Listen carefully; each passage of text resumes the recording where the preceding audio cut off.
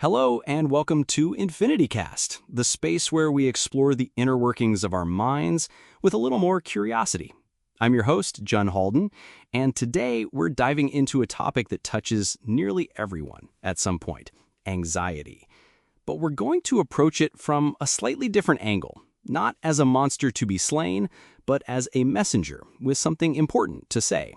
And to help us decode that message, I'm so glad to be joined by my wonderful co-host, Lex Calder. Thanks for having me, Jen. It's such an important conversation. I think for so long, the default response to anxiety has been, how do I make this stop? Which is completely understandable because it's an uncomfortable feeling. But what if we shifted the question? What if, instead of trying to silence it, we asked, what is this anxiety trying to tell me? What if we saw it as a signal, not just a symptom of something being broken? That's a powerful reframe. It reminds me of a smoke alarm. If a smoke alarm goes off in your house, your first instinct isn't to just smash it with a hammer so it'll be quiet. Your first instinct is to look for the fire, or at least the source of the smoke. Exactly. The alarm is doing its job. It's alerting you to a potential danger. Anxiety, at its core, is a protective mechanism. It's our internal alarm system, honed by evolution, designed to keep us safe from threats. The problem is that in our modern world, the threats aren't usually saber-toothed tigers. They're a looming work deadline, a difficult conversation we need to have, or a feeling of social isolation. Our bodies, however, can still react with that same primal urgency. And that's where the listening comes in.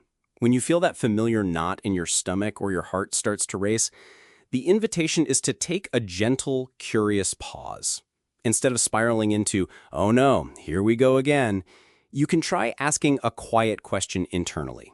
Something like, hello, anxiety. I feel you.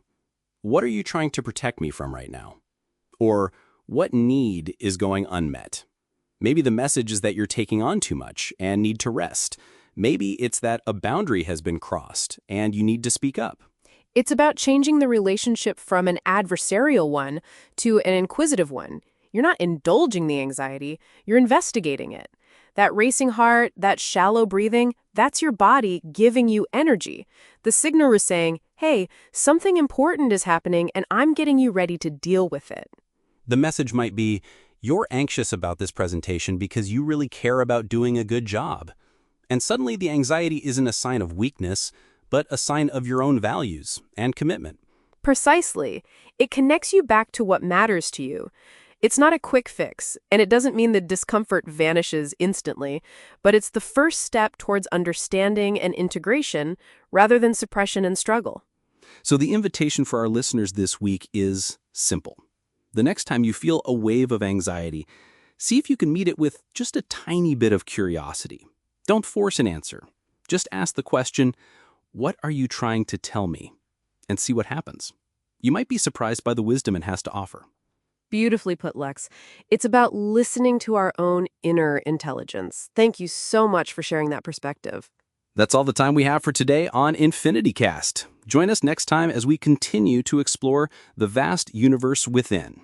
Be kind to yourselves and be curious.